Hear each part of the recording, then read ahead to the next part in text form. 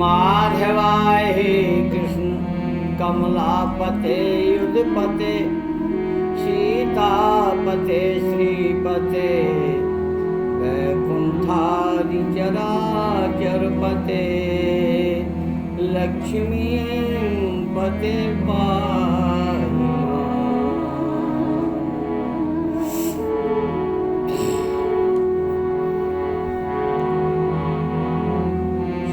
रामाय रामभद्राय रामचंद्राय वेदिसे रघुनाथाय नाथाय सीताया पतये नमः। श्री गुरु चरण सरोज रज निज मन मुकुर सुधार परिणौ रघुबर विमल यशो जोदायक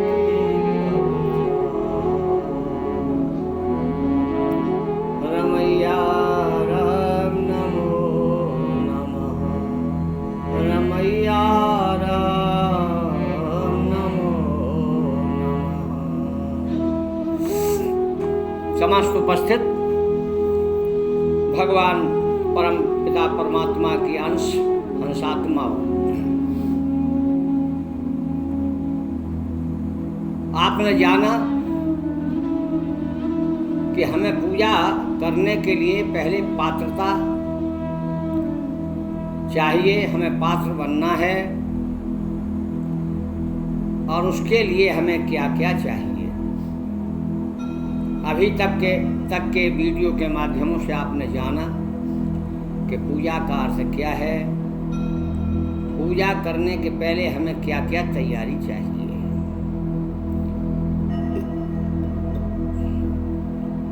जिस दिन आपके अंदर धर्म के जो 10 लक्षण बताए गए हैं, दया है, प्रेम है, ज्ञान है, भक्ति है,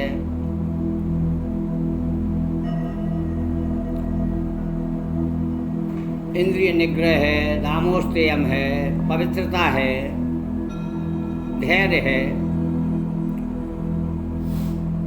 जैसे मोबाइल के 10 नंबर लगने पर ही बातचीत होती है, वैसे ही जिस दिन आपके पास ये धर्म के 10 नंबर होंगे, बस आप धर्मात्मा बन गए। अब आप किसी भी देवता की पूजा कर सकते हो। जैसे 10th करने के बाद विद्यार्थी स्वतंत्र होता है कि अब आगे आपको कौन सा विषय चुनना है, कौन सी लाइन आपको पसंद है, तो वहाँ से वो अपना विषय चुनता है और कोई डॉक्टर, कोई इंजीनियर, कोई कोच अपने विषयों का चयन करता है। इस स्थिति पर आपको आने कर, जब इस स्थिति पर आप आ जाएंगे, फिर आपको यहाँ थोड़ी देर रुकना पड़ेगा, सोचना पड़ेगा। पहला तो ये सोचना पड़ेगा कि अब मैं पवित्र हूँ, मेरे अंदर कहीं अपवित्रता ना आ जाए, तो आपको थोड़ा कंट्रोल करना पड़ेगा। वाणी पर कंट्रोल करना पड़ेगा, अपनी दृष्टि पर कंट्रोल करना पड़ेगा, अपनी संवेदनेंद्रिय पर कंट्रोल करना पड़ेगा। कंट्रोल माने नियम में रहना, माने शासन में रहना, ये समझ रहना कि अब धर्म मेरे सामने खड़ा है। जिसका धर्म बलवान होता है उसका कभी कोई कुछ बिगाड़ नहीं सकता। जब जब हमारा धर्म कमजोर पड़ता है, इसलिए भगवान कृष्ण ने गीता में कहा है कि जब जब होए धर्म की हानि, पहला उन्होंने दृष्टिकोण, पहला नंबर दिया है धर्म का। जब जब होए धर्म की हानि, इसलिए धर्म की हानि ना होने पाए। अब आप विचार करना कि आपके कितनी हानि हो चुकी है, आप लोग कितने लुट चुके हो। धर्म के 10 गुणों में से आपके अंदर कौन सा गुण है? या चोर ले गए, आप खाली हैं? यदि आपके पास दौलत है अभी, आपको कोई डिगा नहीं सकता। जिसका धर्म बल है उसका आतंकी क्या करेंगे, आताई क्या करेंगे, विरोधी क्या करेंगे। 4 प्रकार के बल बताए गए हैं। जप बल, तप बल, बाहुबल, चौथो बल है नाम लौकिक है। लेकिन धर्म बल आपका किसी भी आप लोक में चले जाएं, आपका धर्म साथ नहीं छोड़ेगा। आप इस प्रकार की तैयारी करो तो धर्म आपका साथ न छोड़े। जब जब लगे कि मैं निराश हूं, जब जब लगे मैं परिस्थितियों से, विषम परिस्थितियों से घिरा हूं, मैं गृह कलेश से परेशान हूं, ऑफिस में परेशानी है, जब लगे आपको कि अब हमें कहीं कुछ नहीं दिखाई पड़ रहा है, तब भोले बाबा के मंदिर में जाना। वहां आपको धर्म के प्रतीक नंदी बाबा मिलेंगे। उनके चरणों में गिर जाना, प्रार्थना करना, मेरा धर्म बल कमजोर हो रहा है, आप धर्म की मूर्ति हो, मेरे ऊपर कृपा करो। क्योंकि वो धर्म की मूर्ति है और धर्म हमेशा परमात्मा को अपने सामने रखता है। आज तुम्हारा धर्म नहीं है, इसलिए परमात्मा सामने होते हुए भी तुम्हें दृष्टिकोण नहीं होता है, दृष्टवत नहीं है, दृष्टि से दिखाई नहीं देता है। मंदिर में बैठे हुए शिव जी तुम्हें एक पाषाण की भांति लगते हैं, क्योंकि तुम स्वयं हो पाषाण। जब खुद पाषाण हो तो तुम्हें पाषाण ही नजर आएगा। जिसकी जैसी दृष्टि उसके लिए वैसी ही सृष्टि होती है। इसलिए आप जागो। भगवान कृष्ण को भी जब धर्म की हानि हुई तो इस धराधाम पर आना पड़ा, अपना गोलोक धाम छोड़ करके आप लोगों को समझाने के लिए आना पड़ा। वही बात मैं आज आप लोगों को समझा रहा हूं, आपका धर्म बल कमजोर हो रहा है।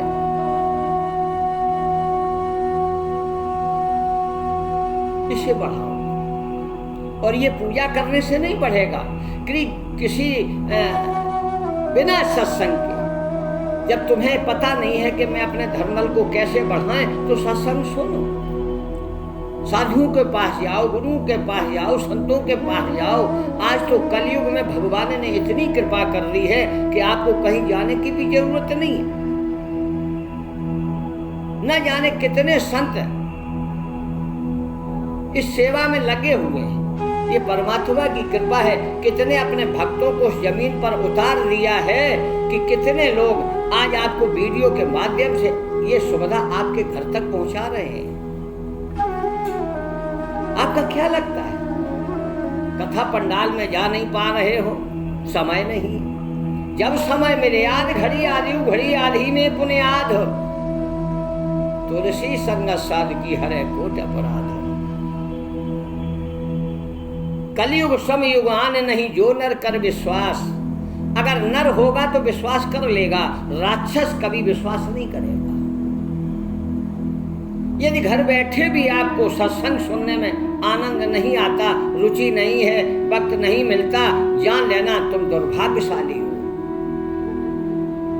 इस दुर्भाग्य को भाग्य में बदल डालो। समय तुम्हें मौका दे रहा है, संभल जाओ, सुधर जाओ, समझ जाओ, वरना ऐसा समय आने वाला है जितना तुमने अनीति से कमा करके रखा है, जितना तुमने कुरीतियों से कमा के रखा है, ये धन दौलत साथ जाने वाली नहीं। प्रकृति सब छीन लेगी। अब वो समय नहीं है कि आपकी मनमानी चलेगी। अब शासन प्रकृति का है, किसी नेता या इंसान का नहीं। संत महात्मा सब चिल्ला चिल्ला कर कह रहे हैं समय बदल रहा है, युग परिवर्तन है। ये 21वीं सदी जो है ना परिवर्तन की है। परमात्मा परिवर्तन कर रहा है। हर युग में परमात्मा परिवर्तन के लिए आता है। पहले प्रकृति को भेजता है, फिर स्वयं आता है। वही समय आ गया है। इसलिए समझ जाओ, धर्म को धर्म ध्वजा फहराओ, धर्म को अपने साथ रखो, तभी बच पाओगे, वरना चने की तरह भुन जाओगे, बर्बादी हो जाएगी, ना जाने कितने जन्म बिगड़ जाएंगे। कोटि कोटि करोड़ों अरबों सालों फिर भटकना पड़ेगा। इसलिए इंसान हो, इंसानियत लाओ और धर्म को जगाओ, पूजा की तैयारी करो, क्योंकि जो अब आगे समय आने वाला है वो सत्य का होगा, वो सत्य का होगा, वहां कर्म प्रधान नहीं है। सतयुग त्रेता द्वापर पूजा मख और योग, कलिकाल में केवल हर नाम से वो फल आपको मिलता है। इसलिए आपको हर नाम सुमरन के लिए कहा जाता है। सुमरन करो सत्य का, सबके साथ सत्य का व्यवहार करो। साच बराबर तप नहीं, झूठ बराबर पाप, जाके हृदय साच है बाके हृदय आप। इसलिए सत्य का सहारा पकड़ो, सत्य ही तुम्हें बचा पाएगा। तुम्हारा धर्म, तुम्हारा सत्य, यही तुम्हारी पूजा होगी और यही पूजा तुम्हें बचा पाएगी। सत्य में वही प्रवेश कर पाता है जो पूर्ण जागृति में आ जाता है। सोए हुए को सत्य धाम नहीं मिलता, जागे हुए को सत्य धाम मिलता है। आपको मौका दिया है, आप संगम युग में खड़े हो। अब आपको चयन करना है किधर जाना है, नरक की ओर या ऊपर की ओर। ऊपर भी जाने के लिए कई शहर हैं, आपको यहीं से चयन करना पड़ेगा। शहरों के नाम 33 करोड़ हैं, 33 कोट देवता हैं, 33 कोट धाम हैं आपके लिए जाने के लिए। कौन सा धाम आप चुन रहे हो? जिस देवता की भक्ति करोगे वो देवता अपने धाम तक तुम्हें ले जाएगा, ये उसकी जिम्मेदारी है। लेकिन उसके पात्र जब होगे तब। हनुमान जी की भक्ति करोगे तो हनुमान जैसा बनना पड़ेगा। राम जी की भक्ति करोगे तो राम जी जैसे गुण तुम्हारे अंदर होना चाहिए, तभी वो अपने घर ले जा सकते हैं। जिस देवता की भक्ति करोगे वैसे ही गुण जब तुम्हारे अंदर अवतरित हो जाएंगे तब तुम वहां जाने लायक बनोगे, वरना यहीं रह जाओगे।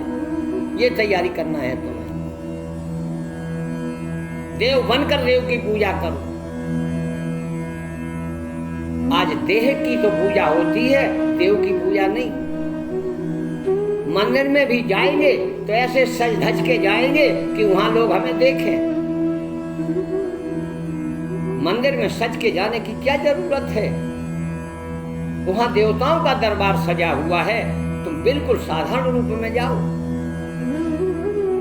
ताकि मंदिर यदि गीला है तो भी दंडवत प्रणाम करने में तुम्हें शर्म ना आए। परमात्मा को सर्वस्व समर्पण कर देना, यही तो मंदिर जाने का लाभ है। खुद देह को श्रृंगार करके जाओगे, देह को सजाने में आज लाखों रुपया लोग खर्च कर रहे हैं। ये देह काम आने वाली नहीं है। परमात्मा, देवता वैदेही जब जिस समय जैसा रूप धारण करना चाहते कर लेते हैं। और आप चाहे जितना सजाओ, लेकिन स्वभाव नहीं बदला तो देह नहीं बदलेगी। क्योंकि इंसान भी देह की पूजा नहीं करता है, तुम्हारे गुणों की पूजा करता है।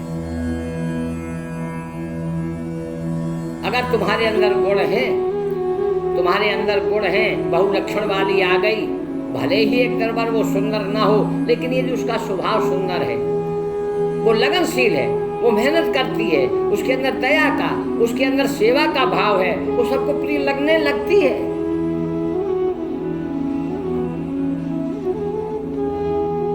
हम देह देख कर लगे लाते हैं, लेकिन जब घर में आकर देखते हैं चेहरा तो सुंदर है, लेकिन उसकी वाणी, उसके कर्म 10 बजे सो के उठेगी, आलस प्रमाद से भरी हुई, किसी का सम्मान नहीं, किसी की इज्जत नहीं, आपको कैसी लगेगी? निर्णय करके बताओ। तो आप देह की पूजा कर रहे हो या उसके गुणों की? तो देवता भी तुम्हारे रूप को नहीं देखता, तुम्हारे धन को नहीं देखता, तुम्हारी देह को नहीं देखता, देवता भी तुम्हारे गुणों को देखता है। इसलिए तैयारी पूजा की करो तो ये करो कि तुम्हारे अंदर वो गुण होना चाहिए कि हम जिसके सामने जा रहे हैं वो मुझे प्रेम से स्वीकारे, वो मुझे चाहे। पत्नी श्रृंगार करती है तो अपने पति को प्रसन्न रखने के लिए, हम पति को अच्छी लगे इसलिए वो श्रृंगार करती है। तो हम श्रृंगार करें गुणों का, जो हम जिस देवता के सामने जा रहे हैं वो देवता हमें पसंद करे। हनुमान जी ने एक बार जाना है, जानकी जी अपने मान में सिंदूर लगा रही हैं, पूछा माँ ये क्यों लगा रही हो?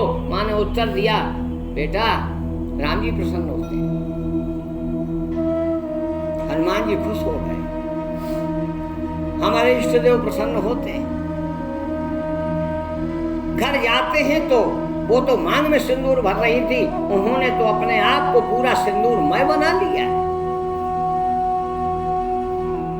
आप भी देवमय बन जाओ। फिर देखिए कि आपके अंदर क्या चमक आती है, आपका ऑरा बढ़ेगा, आपका सम्मान बढ़ेगा।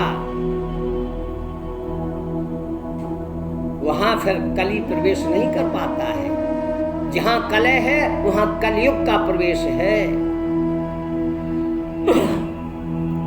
जहां मदिरा पी जाती है, द्यूतम पानम स्त्रिया शूनम, भागवत में लिखा है। जहां मदिरा पी जाती है, जहां पराई स्त्री पर निगाह डाली जाती है, जहां जुआ खेला जाता है, जहां नीति का धन होता है, वहां कलयुग है, वहां कलह ही है, वहां शांति हो नहीं सकती, वहां कोई पूजा पाठ असर नहीं कर सकता। मैंने तुम्हें पिछले वीडियो में बताया था, चाहे जितने प्रकार के दोष कुंडली में क्यों ना हो, 1 सेकंड में बदल दूंगा। क्योंकि परमात्मा जिसके साथ है उसे किसी की ना आस है, डरता नहीं कभी किसी से, कुछ बिगाड़ सके किसकी क्या औकात है। ये ग्रह ब्रह उन्हीं को लगते हैं जिन्होंने अपने अंदर कचरा जमा रखा है। जिस दिन तुम अंदर से साफ हो जाओगे, जिस दिन अंदर से निष्कपट हो जाओगे, निस्वार्थी हो जाओगे, सारे दोष खत्म। दोष बाहर नहीं, दोष तुम्हारे अंदर है, इसलिए निर्दोषी बनो। आज एक दूसरे को दोष लगा रहे हो, देवताओं को दोष, पड़ोसी को दोष, सास को दोष, कोई बहू को दोष, कोई लड़के को दोष, कोई पिता को दोष। ये सब तुम्हारी भूल है, तुम्हारा भ्रम है, दोषी तुम हो। कोई किसी को कष्ट दे नहीं सकता। और ये मैं नहीं कह रहा हूं, तुलसीदास जी ने बहुत चिंतन, बहुत शोधन किया होगा, तब लिखा होगा, को न काऊ सुख दुख कर दाता, निज कृत कर्म भोग सब भ्राता। कोई किसी को दुख नहीं दे सकता। जो विधि लिखा लिलार, जो विधान लिख गया है वो कभी कोई मेट नहीं सकता, क्योंकि वो लिखने वाला ब्रह्मा नहीं, तुम हो। लोग कहते हैं वो भगवान ने जो रच दिया हो या सोई जो राम रचो राखा। राम कुछ नहीं रचते, ये तुम्हारे मनी राम रचते हैं, मनी राम। ये तुम्हारी रचना है, तुमने जो लिखा है वो कट नहीं सकता, वो तुम्हें भोगना पड़ेगा। अच्छा लिखा है अच्छा मिलेगा, इसलिए कहा है कि बोया पेड़ बबूल का आम कहां से हो। आपने यदि बबूल लगाया है तो कांटा होगा, आम लगाया है तो आम का फल मिलेगा। यहाँ कोई देवता, कोई ब्रह्मा, कोई परमात्मा काम नहीं करता। तुम ही करने वाले हो, तुम ही सुख दुख भोगने वाले हो। लोग कहते हैं भगवान कराता तब हम करते। अरे ये तो मूर्ख लोग कहते हैं भगवान कुछ नहीं कराता। भगवान ने तुझे बुद्धि दी है, वो बुद्धि के माध्यम से तुम करते हो। यदि तुम निस्वार्थी हो तो परमात्मा के प्रिय हो, देवता के प्रिय हो, अपने घर वालों के प्रिय हो, अपनी पत्नी के प्रिय हो, अपने बच्चों के प्रिय हो। जिस दिन तुम्हारे अंदर स्वार्थ की भावना, लालच की भावना, लोभ की भावना, जिह्वा बिगड़ गई तो गए, दृष्टि बिगड़ी तो गए, कान बिगड़े तो गए, कर्म बिगड़े तो गए। इसलिए अपनी इंद्रियों को सुधारो, धर्म सध जाएगा। गोविंदाय नमो